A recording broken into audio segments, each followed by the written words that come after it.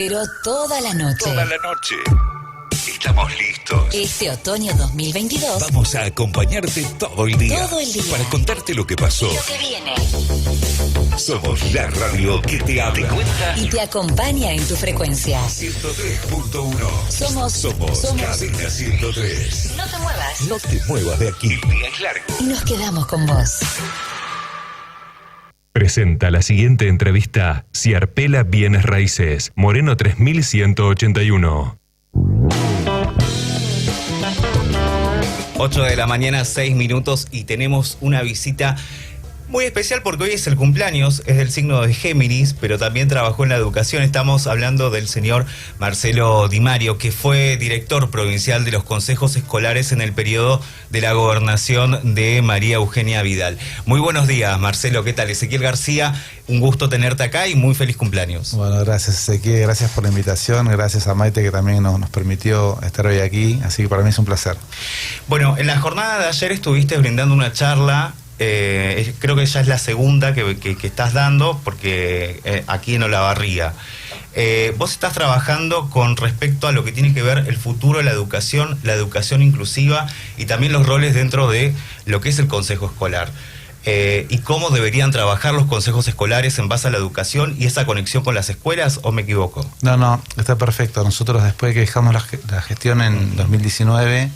En estos 3 años y medio nos dedicamos a armar un equipo de trabajo donde diseñamos una política educativa que dividía en 3.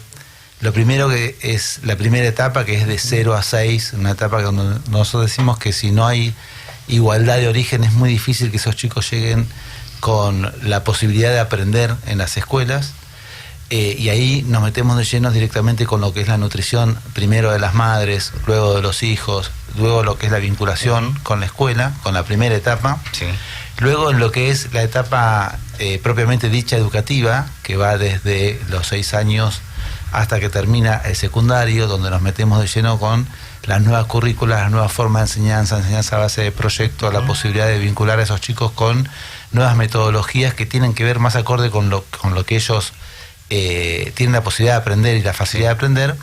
Y la tercera etapa, que es la vinculación de la educación y el trabajo, donde entendemos que si nosotros no permitimos que esos chicos tengan continuidad laboral o continuidad pedagógica, bueno, no van a poder armar su propio proyecto de vida. Sería como lo que tal vez en mi época eran las pasantías, o sea, según la orientación que esté estudiando el adolescente, ahora cambió tanto el sistema educativo, se van a dar espacios para que tenga una inclusión, para que haga horas de lo que está estudiando. Por ejemplo, si está estudiando economía, tal vez economía y gestión, creo que antes era comercial, yo estudié economía y gestión, soy del polimodal. Camadas del armado de una empresa, ir y hacer horas, por ejemplo, también lo que tiene que ver con diseño, en las cuadrículas que estudian, ¿no? Sí, pero es mucho más que eso. ¿Más? O sea, es eso, que eso medianamente se hizo, inclusive en nuestra gestión, y avanzamos, pero es directamente vincular el mundo del trabajo con la economía del conocimiento. Nosotros lo que vemos es que ya la educación no es algo que tiene que ver solamente con la superación personal, no es algo que uno decide o puede hacer para decir, bueno, tengo un proyecto de vida personal. Hoy la educación, y está demostrado en el mundo, es el movimiento de la economía de un país. Y eso es la economía del conocimiento. Y eso tiene que estar vinculado a el mundo del trabajo. Entonces son las empresas, son las industrias, son las nuevas tecnologías las que nos tienen que marcar el rumbo acerca de qué tipo de alumno, qué tipo de profesional necesita para generar esa economía. Nosotros, como bien lo sabes, tenemos un país repleto de recursos naturales. Hermoso. Y tenemos grandes personas que han desarrollado su intelecto y que están trabajando en un montón de lugares del mundo, porque la Argentina hoy no les está brindando la posibilidad de desarrollarse profesionalmente y tampoco les da la posibilidad de vincularse a ese mundo del trabajo. Entonces buscan alternativas en otras partes del mundo. Y lo más trágico de esto es que los sectores del quintil más rico de la Argentina son los que tienen la posibilidad de buscar alternativas afuera, pero el gran porcentaje de la población que está en el sector medio, en el sector medio bajo, en el sector bajo, no tiene esa posibilidad y finalmente son los que quedan relegados. Entonces te quedas con un montón de alumnos que tienen la predisposición, las ganas, la voluntad de poder desarrollar su vida y de estar vinculado al trabajo y no tienen las posibilidades. Entonces se trata de hacer algo mucho más amplio todavía vinculado a eso. Digamos, entregamos la teoría educativa, pero a la vez le damos las herramientas prácticas para que puedan insertarse en lo que es el mundo laboral. Vos hablaste de 3 periodos. Hablaste uno de la clave, que es de los 0 a los 6 años, que tiene que ver un poco con la constitución del yo, que tiene la infancia puntualmente, donde ahí tenemos que fijarnos, obviamente, cómo es la alimentación de la madre, si come todas las comidas, las 5 comidas diarias, porque sabemos que una persona con problemas alimentarios no va a tener el coeficiente que tal vez una persona que cumple con todas las comidas, ¿no? 100%. La idea es que nosotros lo que vimos que en los últimos 20 años hubo una degradación de la calidad educativa. Uh-huh. Los alumnos tienen un nivel de aprendizaje muy bajo. Hoy, antes de la pandemia, nosotros habíamos hecho una evaluación y veíamos que solo la mitad de los chicos que terminaban el secundario, la mitad de los chicos que es lo que empezaban. De los que terminaban, solo la mitad podían hacer una interpretación de un texto medianamente complejo y solo 3 de cada 10 podían hacer una cuenta matemática medianamente compleja. Eso después de la pandemia, con 2 años de escuelas cerradas, se agravó. Es algo que nosotros vamos a pagar durante décadas. Mucho. Y encima, en el periodo que nosotros estuvimos en el gobierno, habíamos mejorado mucho el sistema alimentario precisamente porque también habíamos podido evaluar que a mejor calidad nutricional también era mejor calidad de aprendizaje. Uh-huh. Y la pandemia también trajo eso, que volvió a precarizar el sistema alimentario, y terminó la pandemia y sigue precarizado el sistema alimentario. Y entonces, eso que vos bien decías, la posibilidad de que el chico pueda aprender a partir de estar bien nutrido no sucede. Entonces, vos cuando ves que después de 20 años de degradación de la calidad educativa y buscás las causas, tenés 2 causas que son muy, muy claras. Una, la desigualdad de origen, que es esto que hablábamos. ¿Dónde nace el chico? ¿Dónde está la familia? ¿Qué posibilidades socioeconómicas tiene esa familia? Y la segunda es la calidad educativa. Porque vos tenés claramente en el quintil medio, en el quintil más rico, la posibilidad de que los chicos puedan acceder a una educación de un poco de mejor calidad que el resto de los alumnos. Y ahí es donde el Estado, que debería igualar, como nos pasó a nosotros, vos decías que eras alumno del polimodal, bueno, yo soy mucho más grande que vos, hoy estoy cumpliendo 53 años, y claramente en mi etapa, donde yo iba a la escuela pública, fui al jardín, a la primaria, a la secundaria, a la universidad, era de igualdad de oportunidades, y esto hoy no sucede. Hoy la educación pública de gestión estatal no está igualando. Y eso lo tenemos que decir abiertamente, porque si nosotros no detectamos el problema, nunca vamos a poder encarar las soluciones. Es que pasa que hay cosas que son buenas y hay cosas que no terminan siendo tan buenas. Por ejemplo, cosas con las que me he enojado. Noveno no te podía llevar ninguna materia para pasar, era lo mismo que tercero en tu época, que eran los grandes filtros, o el primer año, ¿no? De secundario estamos hablando. Actualmente es como que se da mucha posibilidad para que pase de año, dejando previas, y no termina de conectarse con lo que tiene que ver si quiere hacer una vida universitaria, si quiere crecer, si quiere proyectar. Y eso es lo que necesitamos en este momento. Necesitamos alumnos mostrándole las herramientas que tenemos en este país, porque es muy rica la República Argentina. Lamentablemente, yo tengo la oportunidad de conocer muchos lugares, y también está la cuestión del docente, ¿no? Claro, ahí lo planteas muy bien. Mira, ahí hay una cuestión que tiene un origen, lo que vos decís, que es esto. Hay 2 formas, hay 2 metodologías de enseñanza. Una que tiene que ver cuando el sistema educativo está orientado a la enseñanza, y otro cuando está orientado al aprendizaje. Sí. En los últimos 20 años, todo el sistema educativo estuvo a disposición de la enseñanza. Entonces, lo que se proponía era cómo le hacemos al docente más fácil para que pueda enseñar, sin medir si esas metodologías tenían resultado en el aprendizaje de los alumnos. Y esto es a pesar de el gran esfuerzo que hacen la mayoría de los docentes y especialmente los directores de las escuelas. Cuando vos entrás a una escuela, te das cuenta cómo funciona en función de cómo es el compromiso del director de las escuelas. Si hay un actor clave en el sistema educativo, además obviamente los docentes, los auxiliares, es el director de esa escuela, que aún en los barrios más complicados, en los barrios más vulnerables, en los lugares donde tenés una realidad socioeconómica compleja, esa escuela se puede destacar en función de la acción de un director. Entonces, vos ves que tenés hoy todavía con qué, lo que pasa que tenés que tener una decisión política y también una decisión política de confrontar con quienes han hecho del sistema educativo también hoy una cuestión estrictamente política. Y no tiene que ver solamente con el adoctrinamiento, sino también tienen que ver con metamos a todos los que podamos en el sistema educativo que se lo aguanta. El problema es que nadie midió qué es lo que pasó con la calidad educativa de sus alumnos. El daño, ¿no? Puntualmente el daño y la desinformación, porque los docentes y los directivos en las escuelas públicas puntualmente pasan a ocupar un rol materno invertido, donde se los obliga a los docentes también a veces a prácticamente enseñarle todos a los chicos. ¿Por qué? Porque lamentablemente los sectores más vulnerables, ambos padres trabajan y no hay esa comunicación fluida. Entonces ahí ya tenemos un problema de base, donde tenemos conflictos, donde se están viendo situaciones de violencia que tal vez en mi época yo no las veía, y es como una denigración también de parte del trabajo del docente. Inclusive también los ingresos de un docente ahora no son lo mismo que eran antes, no tienen las posibilidades tal vez de comprar los bienes como antes se podía.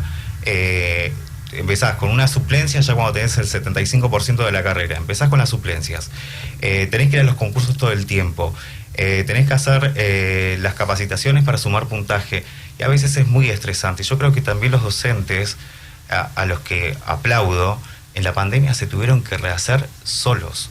¿Por qué? Porque tenías clases de 40 chicos que no conocías y tenías que enseñarles sí o sí. Entonces ahí está un parate gigantesco. ¿Por qué? Porque eso nos mostró todas las carencias que teníamos.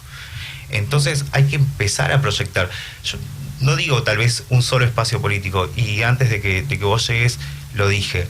Acá es cuando la política, no importa el color, se tiene que unir para crear el proyecto educativo, la transformación, transformar, salir de este estado de entropía que siempre lo mismo y repetimos lo mismo. Tenemos todo para mejorar y tenemos docentes todavía en la República Argentina, pero se están viendo tanto las miserias y aparte la crisis que actualmente hay, que los chicos entran en un estado donde ya no quieren ir a estudiar, donde hay mucho bullying, donde uno es tío y también es padre y escuchas cada cosa que vos decís, ¿y acá quién? Y sumale a esto una decisión que baja gubernamental, provincial, de no hay mérito para el que estudia y mérito para el que no estudia. O sea, se iguala hacia abajo, que recién te escuchaba de la igualdad, igualamos para abajo. Sí, a ver, coincido plenamente con lo que decías Ezequiel, bueno, y con lo que aporta Pablo también. Acá claramente tiene que haber una política de Estado vinculada a la educación. Y como bien lo decías, acá tienen que estar todos los actores políticos, todos los partidos políticos, poniendo sus mejores técnicos, poniendo su mejor experiencia para desarrollar. Lo que pasa también es que esto tiene que venir de la mano con un proyecto político. Yo lo que decía ayer era, no hay proyecto político si no hay proyecto político educativo. Y el proyecto político educativo, que luego se tiene que convertir en una política de Estado, primero tiene que ser una política pública. Mira, si vos estudiás cómo se desarrollan las políticas públicas desde la gestión y desde la economía, que es lo que estudié yo, vos ves que lo primero que hay es una demanda social. En este caso la demanda debería ser, y es de los propios alumnos que dicen, el Estado debería darme herramientas para que yo pueda desarrollar mi propia vida a partir de la educación. Un reclamo de los padres, que es decir, yo no quiero que mis hijos se vayan o mis hijos no tengan la posibilidad de estudiar para que no puedan trabajar y después terminen sin esa instrucción y desparramados en los barrios. Y un reclamo de las empresas y la fuerza que demanda fuerza laboral, que es decir, necesitamos manos capacitadas para que puedan nutrir las empresas y que puedan nutrir también las industrias y especialmente lo que hablamos vinculadas a lo que es los recursos naturales. Esa es una demanda pública. Después tiene que haber una agenda electoral. Todos los candidatos de todos los partidos deberían hablar de educación, pero todos. No solamente decir lo que todos decimos en campaña, que es la educación es importante, es vital. No. Es decir, tienen que estar concientizados de qué modelo educativo van a proponer. Tercero, ya es cuando finalmente llegás al gobierno, es qué política de gobierno, qué política educativa vas a implementar. Y ahí es clave definir que para hacer esa política pública y que realmente tenga éxito, vos tenés que, primero, planificar. Segundo, armar equipos que de antemano sepan cuál es la problemática y cuál va a ser el trabajo de solución. Tercero, trabajar en base a evidencias. Nosotros cuando llegamos al Ministerio de Educación vimos que no se tomaban las decisiones, pero de forma espamódica. No había ni siquiera nominalidad de los alumnos, no sabíamos cuántas escuelas había, cuántos docentes, cuántos alumnos. No estaba escrito en ningún lado, digamos. No sabíamos cuánta plata se le transferían a los consejos escolares, en concepto de que, es decir, si vos no trabajás sobre la evidencia, no vas a poder tomar decisiones. No, obviamente que no. Cuarto, trabajar con un sentido de la urgencia. Todos sabemos que cualquier cambio en el sistema educativo va a llevar años para ver los resultados. Sí. Pero yo soy padre de 2 hijas que están terminando el secundario. Y digo, a mí me importa poco que me digan dentro de 10 años va a estar mejor la educación. Yo quiero que mis hijas tengan herramientas para tener continuidad pedagógica o laboral ahora, no dentro de 10 años. Entonces también hay que pensar con sentido de la urgencia. Quinto, animarse a medir los resultados. Si vos no medís las acciones que implementás, no vas a saber si estás en el camino correcto o no, y animarse a corregir cuando decís, che, esto no está funcionando. Y lo último y lo más importante es comunicar y vincularse con los padres. Algo que vos comentabas recién de lo que había pasado de la pandemia, si podemos rescatar algo bueno, lo único bueno, es que los padres tomaron la decisión de involucrarse en el reclamo de abran las escuelas. Y ahí es cuando también muchos padres empezaron a ver la falencia del sistema educativo, porque hasta ahí la verdad es que, bueno, yo porque estaba trabajando en el Ministerio de Educación, pero si no como padre, tengo además 4 hijos más grandes, además de las 2 más chicas, y mis 4 hijos más grandes, la verdad es que la típica de, che, ¿cómo te fue en la escuela? Que no te involucras en la calidad educativa que reciben tus hijos puertas adentro. Y en la pandemia se vio eso. ¿Por qué? Porque se vieron todas las falencias, como bien vos lo planteabas, a flor de piel. Entonces, claramente no es un problema que se va a resolver en una gestión de gobierno. Por eso insisto en recalcar lo que vos planteaste, que estoy 100% de acuerdo.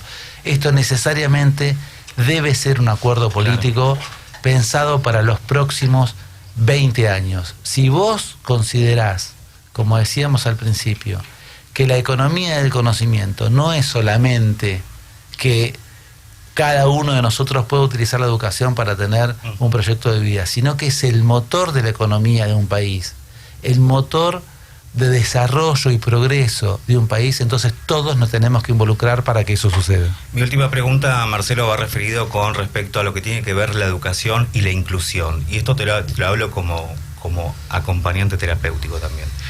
¿Qué está sucediendo? ¿Por qué hay en algunas escuelas que toman a chicos con distintas patologías, los acompañan, les permiten el ingreso de un acompañante terapéutico? Esto seguramente vos lo ves mucho más en el AMBA y lo que es Cava, pero lamentablemente en el interior de la provincia de Buenos Aires y en otras provincias no hay facilidad para esto y los chicos terminan siendo excluidos en vez de incluidos. Hay una ley que incluye y terminan siendo excluidos. ¿Qué está sucediendo con esto? ¿Cuál es tu opinión? Pues sabes que cuando nosotros llegamos al ministerio, algo que existía increíblemente era que un chico que tenía problemas de aprendizaje por una discapacidad o porque tenía algún inconveniente, tenía que inscribirse al mismo tiempo en una escuela especial y en una escuela pública. O sea, tenía 2 inscripciones. Y cuando terminaba, ese chico tenía doble titulación, porque en realidad, por ley, el que te tenía que dar el título no era la escuela de gestión estatal, sino que era la escuela de enseñanza común, sino en las escuelas especiales. Algo que obviamente nosotros revertimos a través de una ley que fue votada en la legislatura y que permitió que hoy los chicos lo escribís un solo lado y pueden ir. Y ahí otra vez, lo que yo te comentaba en otro ámbito, pero que vuelve a ser clave, que es el director de las escuelas. La ley está, la decisión política estuvo, el acompañamiento de la comunidad educativa con los padres está, la diferencia ahí son los directivos. Y vos fíjate que en un montón de escuelas vos tenés un montón de chicos que tienen algún tipo de discapacidad y que el director los recibe a todos, tanto que por ahí los sobrecarga a los docentes, porque todos sabemos que ese docente tiene una sobrecarga y que vos tenés que tener un acompañamiento terapéutico también y que tenés que tener otros docentes para acompañar, y aún así el director dice, no, vengan acá, y otros directores que si pueden, hacen la vista gorda. Entonces, ahí lo que hace falta es una política muy profunda, de acompañamiento también, y de capacitación. Y ahí es donde otra vez el rol del Estado y el rol del Ministerio de Educación tiene que tomar cartas en el asunto. Si tenés que capacitar al director y también a los docentes, a los auxiliares, que son una pieza clave en el sistema educativo, y que nosotros también tratamos de acompañarlos en las capacitaciones, porque no son solamente los que abren la puerta en las clases, en la comida, también son los que los alumnos generan un vínculo directo. La que vas y abrazás. Y la empatía. Que llegás a tarde y te hace la 2 para que no te pongan media falta. Totalmente. Entonces ahí también es vincularlos.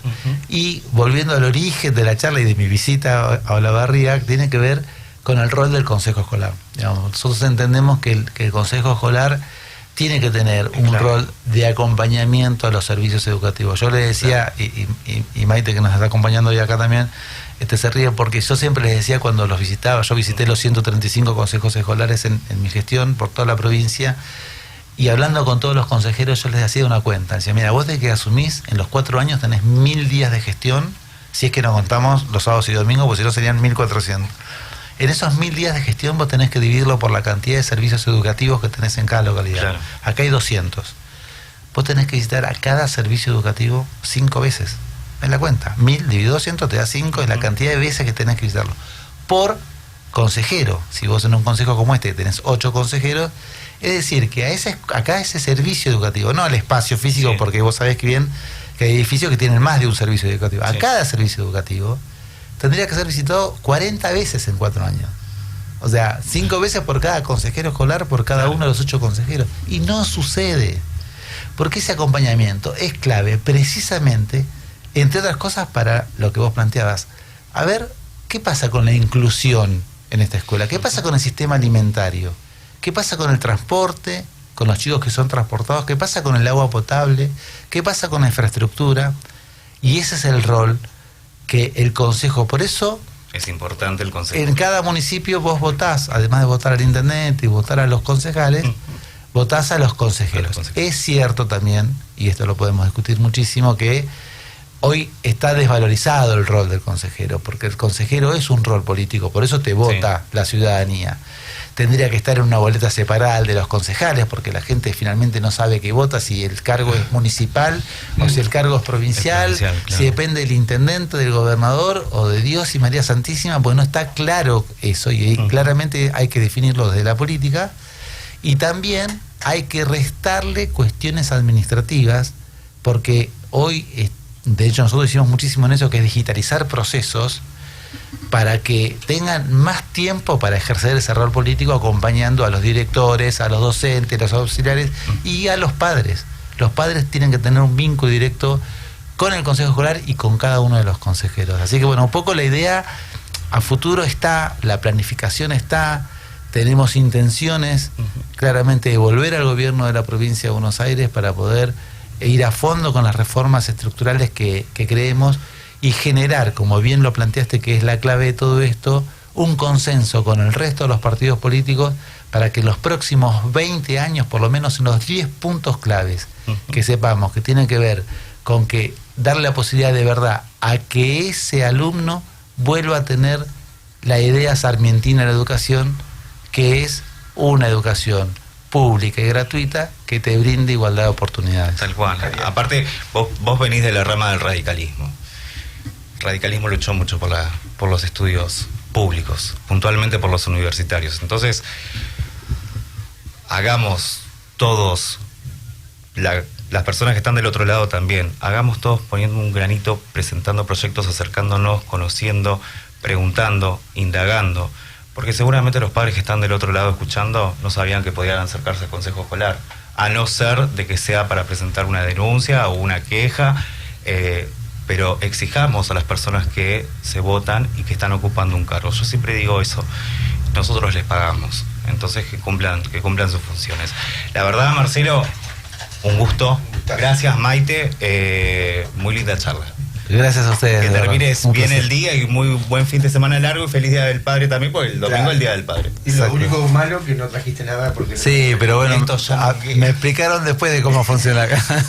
Muchas gracias, de verdad. Bueno, así pasaba Marcelo Di Mario, ex director provincial de los consejos escolares. Hablamos de sus proyectos y bueno, la propuesta está para todos los partidos políticos en educación trabajar en unidad. ¿Se llevará a cabo? Lo veremos después de las elecciones. Presentó Ciarpela Bienes Raíces, Moreno 3181, teléfono 412-402, lotes, casas, alquileres, terrenos. Ciarpela Bienes Raíces, 26 años de trayectoria. Comenzaron las clases y está todo listo. Yo también estoy lista. Para ponerme en el lugar de los demás. Y a decir que no cuando algo no me gusta. Estamos listos y listas para decir... Bullying. En mi aula No tenés lugar. Argentina contra el bullying. Ministerio de Educación. Ministerio del Interior. Argentina Presidencia.